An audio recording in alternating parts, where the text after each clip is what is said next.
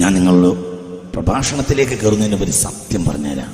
അള്ളാഹു ഭൂമിയിൽ ഖുർആൻ ഇറക്കിയില്ല, മുഹമ്മദ് നബിയെ മാത്രമാണ് നൽകിയതെങ്കിൽ മുഹമ്മദ് നബി മതിയായിരുന്നു സ്വല്ലല്ലാഹു അലൈഹി വസല്ലം.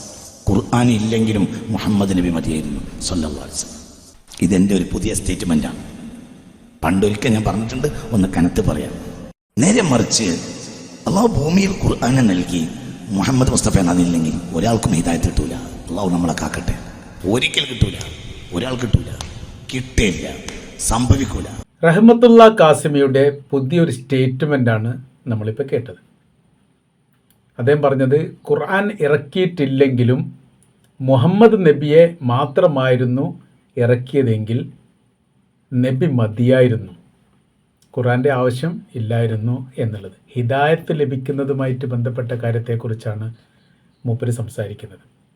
നേരെ മറിച്ച് ഇത് അതിൻ്റെ കൂടെ പറയുന്നത് ഇത് എൻ്റെ പുതിയൊരു സ്റ്റേറ്റ്മെൻറ്റാണ്. എവിടെത്തിയ വർത്താനാണെന്നുള്ള ആദ്യം നോക്കണം. ഇസ്ലാമിൻ്റെ അടിസ്ഥാനമായിരിക്കുന്ന പ്രമാണങ്ങളിൽ കൈവച്ചുകൊണ്ട് അത് ഒരു തെറ്റായ രീതിയാണ് എന്ന് പോലും വ്യാഖ്യാനിക്കാവുന്ന തരത്തിൽ സംസാരിച്ചിട്ട് പറയാണ് ഇത് എൻ്റെ ഒരു സ്റ്റേറ്റ്മെൻറ്റാണ്. നേരെ മറിച്ച് ഖുർആൻ നൽകി, നബിയെ നൽകിയിട്ടില്ല, എന്നാൽ ഒരാൾക്ക് പോലും ഹിദായത്ത് ലഭിക്കുകയില്ല എന്നുള്ളത് പറഞ്ഞ് ഇപ്പോൾ പണ്ഡിതന്മാരൊക്കെ വല്ലാത്ത രീതിയിൽ കടന്ന് പറയുന്നിടത്തേക്ക് കാര്യങ്ങൾ എത്തിയിരിക്കുന്നു. ഇസ്ലാമിൻ്റെ അടിസ്ഥാനമായിരിക്കുന്ന പ്രമാണങ്ങൾ അല്ലെങ്കിൽ അടിസ്ഥാനമായിരിക്കുന്ന ശിലകൾ എന്ന് പറയുന്നത് 3 അടിസ്ഥാനത്തെ ആശ്രയിച്ചിട്ടാണ്, അല്ലെങ്കിൽ അതാണ് അടിസ്ഥാന പ്രമാണം എന്ന് പറയാൻ വേണ്ടി സാധിക്കും. അതിലൊന്ന് സിട്ടാവായിരിക്കുന്ന റബ്ബാണ്, അള്ളാഹുവാണ്. രണ്ടാമത്തത് വിശുദ്ധ ഖുർആനാണ്. മൂന്നാമത്തത് മുഹമ്മദ് നബിയാണ്. ഇതാണ് അടിസ്ഥാന ശില. ഇതിൽ ഊന്നിയിരിക്കുന്ന ജീവിതചര്യയും രീതികളും അതുമായി ബന്ധപ്പെട്ട നിയമാവലികളുമാണ് ഇസ്ലാം എന്ന മതം, ഇസ്ലാം എന്ന് പറയുന്ന മതം. അത് പൂർണ്ണമായിരിക്കുന്ന മേഖല അതിൽ ഈ പറയപ്പെട്ടതിൽ ഉൾക്കൊള്ളുന്നു. ഒന്നും തമ്മിൽ വളരെ കൃത്യമായിരിക്കുന്ന ബന്ധങ്ങളുണ്ട്. അതിലിപ്പോൾ നമ്മൾ ഉദാഹരണത്തിന് പറയുകയാണെങ്കിൽ, ഒരാൾ ഖുർആൻ മാത്രം പഠിച്ചു, സിർട്ടാബിനെയോ അല്ലെങ്കിൽ നബിയോ പഠിക്കാതെ ഖുർആൻ തന്നെ പഠിച്ചാൽ ഓട്ടോമാറ്റിക്കായിട്ട് അത് റസൂലിലേക്കും സിർട്ടാബിലേക്കും എത്തും, സംശയമൊന്നുമില്ല. എന്നാൽ ഒരാൾ ഖുർആൻ പഠിച്ചില്ല, റസൂലിനെ മാത്രം പഠിച്ചു, പ്രവാചകനെ മാത്രം പഠിച്ചാലും ഖുർആനിലേക്ക് എത്തും, അതേപോലെ തന്നെ സിർട്ടാവിലേക്ക് എത്തും. ഖുർആനും നബിയും പഠിച്ചില്ല, ഒരാൾ ഏകനായിരിക്കുന്ന സിർട്ടാവിനെ മാത്രം പഠിച്ചു, ഓട്ടോമാറ്റിക്കായിട്ട് ഖുർആനിലേക്കും പ്രവാചകനിലേക്കും എത്തും. ഇത് അങ്ങോട്ടും ഇങ്ങോട്ടും പരസ്പര പൂരിതമായിരിക്കുന്ന ഒരു നിയമ രീതിയാണ്, അതല്ലെങ്കിൽ അങ്ങനെയാണ് അത് ബന്ധപ്പെട്ട് കിടക്കുന്നത് എന്നുള്ളത് കൃത്യമാണ്. നമ്മൾക്കതിൽ നിന്ന് ഒന്നിനെ ഒഴിവാക്കാനോ ഉദാഹരണ സഹിതം അതല്ല ഇത് എന്നോ ഇതല്ല അത് എന്നോ പറയാൻ അധികാരമില്ല. ഒരു മുസ്ലിം മതവിശ്വാസിക്ക് അങ്ങനെ പരാമർശിക്കാൻ പോലും പാടില്ലാത്തതാണ്. അത് മറ്റുള്ള മതവിശ്വാസികൾ പോലും പറയാത്തതുമാണ്. ഏകനായിരിക്കുന്ന സിർട്ടാവ് ഖുർആൻ അവതരിപ്പിക്കുന്നു, അല്ലെങ്കിൽ ഖുർആൻ സൃഷ്ടിക്കുന്നു. പ്രവാചകൻ മുഹമ്മദ് നബിയെ സൃഷ്ടിച്ചതാണ്. അങ്ങനെയാണ് അതിൻ്റെ റൂട്ട്. ഇനിയിപ്പോൾ ഇദ്ദേഹം പറഞ്ഞ കാര്യം ഖുർആൻ ഇറക്കിയില്ല, നബിയെ മാത്രമാണ് ഇറക്കിയത് എങ്കിൽ നബി മതിയായിരുന്നു, ഖുർആൻ ആവശ്യമില്ലെങ്കിൽ. നമ്മൾ അങ്ങനെ നോക്കുന്ന സമയത്ത് ഇന്നത്തെ വിമർശനാത്മകമായിരിക്കുന്ന ഭാഗങ്ങളിൽ, അതായത് ഇസ്ലാമിനെ വിമർശിക്കുന്ന സമയത്തെല്ലാം പ്രവാചകരെ എടുത്ത് വിമർശിക്കുന്നുണ്ട്, പ്രവാചകരുടെ വിവാഹവുമായിട്ട് ബന്ധപ്പെട്ട കാര്യത്തെക്കുറിച്ച് പരാമർശിക്കുന്നുണ്ട്. അങ്ങനെ എതിർക്കാൻ പറ്റുന്ന എല്ലാ മേഖലകളിലും ഖുർആനെ വെച്ചുകൊണ്ട്, അതല്ലെങ്കിൽ പ്രവാചകനെ വെച്ചുകൊണ്ട് വളരെ മോശപ്പെട്ട രീതിയിലുള്ള പ്രസ്താവനകളും പ്രസംഗങ്ങളും എഴുത്തുകളും അഭിപ്രായങ്ങളും പറയുന്ന ഒരു കാലത്താണ് നമ്മൾ ജീവിക്കുന്നത്. അപ്പോൾ ഖുർആൻ എന്ന് പറഞ്ഞാൽ പ്രവാചകനെ അടിസ്ഥാനപ്പെടുത്തുന്നതാണ്, പ്രവാചകൻ ഉണ്ട് എന്ന് പറയുന്നതാണ്. അത് ഒരു വേദഗ്രന്ഥത്തിൻ്റെ ഏറ്റവും അടിസ്ഥാനമായിരിക്കുന്ന സത്തയാണ്. അപ്പോൾ ഇതിൽ ഖുർആൻ ഇല്ല എന്ന് ഇദ്ദേഹത്തിൻ്റെ വാദത്തിനോടനുബന്ധിച്ച് പറയുകയാണെങ്കിൽ, ഖുർആൻ ഇല്ല എങ്കിൽ പ്രവാചകൻ ഉണ്ട് എന്നെങ്ങനെ തെളിയിക്കാൻ പറ്റും? ഖുർആൻ്റെ താഴല്ലേ ഹദീസുകൾക്ക് സ്ഥാനമുള്ളൂ.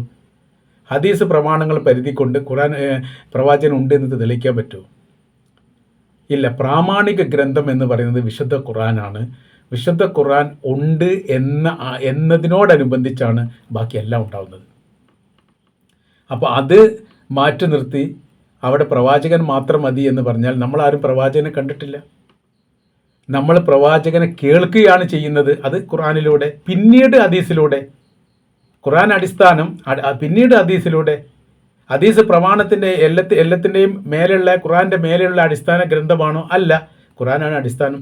പല ഘട്ടങ്ങളിലായിട്ട് ഖുർആനുമായിട്ട് ബന്ധപ്പെട്ട പല വിവാദങ്ങളും ഉണ്ടാകുന്ന സമയത്ത് അതിലുള്ള ചില ആയത്തുകൾ ഒഴിവാക്കണം എന്നൊക്കെ പറഞ്ഞുകൊണ്ട് പല പ്രശ്നങ്ങളും ഉണ്ടാവാറുണ്ട്. യുദ്ധവുമായിട്ട് ബന്ധപ്പെട്ട് കണ്ടെടുത്ത് വെച്ച് മുസ്ലിം അല്ലാത്തവരെ വധിക്കണം എന്ന് പറഞ്ഞതുമായിട്ട് ബന്ധപ്പെട്ട കുറേ പരാമർശങ്ങളുണ്ട്. അപ്പോൾ അതിനൊക്കെ പ്രതിരോധം ഉണ്ടാക്കാൻ വേണ്ടി സാധിക്കും. അത് പ്രതിരോധം എന്ന് പറഞ്ഞാൽ അത്തരമൊരു സംഭവങ്ങൾ ഇങ്ങനെ ഖുർആനിൽ ഉണ്ട് എന്ന കാരണത്താൽ ഏതെങ്കിലും ഒരു ദേശത്തോ ഏതെങ്കിലും ഒരു നാട്ടിലോ ഒരു രാജ്യത്തോ ഇതിനോടനുബന്ധിച്ച് മുസ്ലിം അല്ലാത്തൊരു മതവിശ്വാസിയെ ഖുർആനിൽ പരാമർശിച്ചിട്ടുണ്ട് എന്ന കാരണത്താൽ കൊല ചെയ്യപ്പെട്ട ഒരു റിപ്പോർട്ടും പുറത്തു വന്നിട്ടില്ല. അത് തന്നെയാണ് അടിസ്ഥാന പ്രമാണം, അടിസ്ഥാനപരമായിട്ട് പറയാനുള്ള കാര്യം. അപ്പോൾ വളരെ കൃത്യമാണ് ഓരോരോ കാര്യങ്ങളും. ആ കൃത്യതയെ ലംഘിക്കുന്ന രീതിയിലുള്ള പ്രവൃത്തി ചെയ്യാൻ പറ്റില്ല.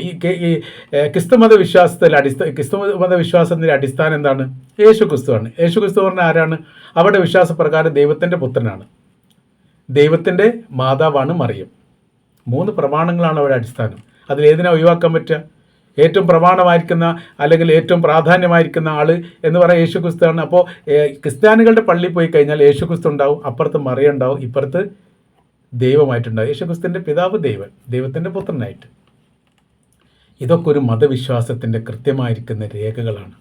അതിൽ തൊട്ടൊന്നും ഈ റഹ്മത്തുള്ളാ കാസിമിയെ പോലെയുള്ള പണ്ഡിതന്മാർ തൊട്ട് കളിക്കാനേ പാടില്ല. ഉദാഹരണം പറയുന്ന സമയത്ത് എവിടെ എത്തിയ ഉദാഹരണമാണ് പറയുന്നത്? എൻ്റെ സ്റ്റേറ്റ്മെൻറ്റ് എന്നാണ് പറയുന്നത്. അപ്പോൾ ഇന്നത്തെ കാലത്ത് വർത്തമാന കാലത്താണ് നമ്മൾ ജീവിക്കുന്നത്. 21-ാം നൂറ്റാണ്ടിൽ ജീവിക്കുന്ന സമയത്ത് എല്ലാത്തിനും തെളിവന്വേഷിച്ച് പോകുന്നതാണ്. എല്ലാത്തിൻ്റെയും അത് നമ്മൾ ഒരു ഉദാഹരണം പറഞ്ഞാൽ ഈ ഖുർആനിലെ ആയത്ത് 4-5 ആയത്ത് ഇതിന് മുമ്പ് ഉണ്ടായിരുന്ന സുപ്രീം കോടതിയിട്ട് അതുമായിട്ട് ബന്ധപ്പെട്ട് ഈ ഒരു പരാതിയൊക്കെ എത്തിയിട്ടുണ്ട്. അതിൻ്റെ അടിസ്ഥാനത്തിൽ അതിൽ നീക്കം ചെയ്യണമെന്നുള്ളതാണ്.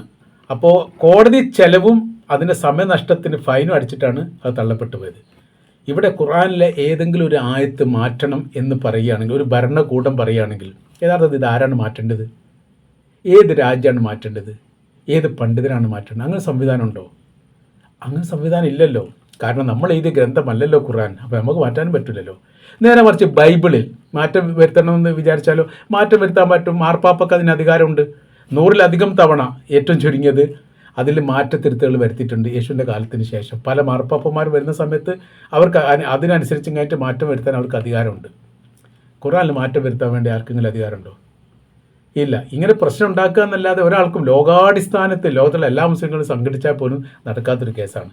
ഇത്തരം വിഷയങ്ങളൊക്കെ പറയുമ്പോൾ ഇതൊക്കെ പബ്ലിക്കിലേക്ക് എത്തും. എവിടെ എത്തിയിരിക്കുന്ന വർത്തമാനമാണ് ഈ പറയുന്നതെന്നൊക്കെ കാസിമി ഒഴിവുള്ള സമയത്തൊന്ന് കേട്ടു നോക്കണം. ഇതൊക്കെ ഏറ്റവും അവസാനത്തെ വാക്കുകളാണ്. അങ്ങനെയൊന്നും ഒരു പണ്ഡിതനോ ഒരു വിശ്വാസിക്കോ പറയാൻ വേണ്ടി പറ്റില്ല. ഖുർആൻ ഇല്ലെങ്കിലും പ്രവാചകൻ മതി, പ്രവാചകൻ നിയന്ത്രിക്കാൻ പറ്റും. ഈ പ്രവാചകത്വം അംഗീകരിക്കണമെങ്കിൽ ഖുർആൻ വേണം എന്ന് ചിന്തിക്കാൻ പോലും ഇയാൾക്ക് വിവരമില്ല എന്ന് പറയുന്ന സമയത്ത് അത് വല്ലാത്ത രീതിയിലുള്ള പ്രയാസമുണ്ടാക്കുന്ന കാര്യമാണ് എന്നതിൽ യാതൊരു തർക്കവുമില്ല.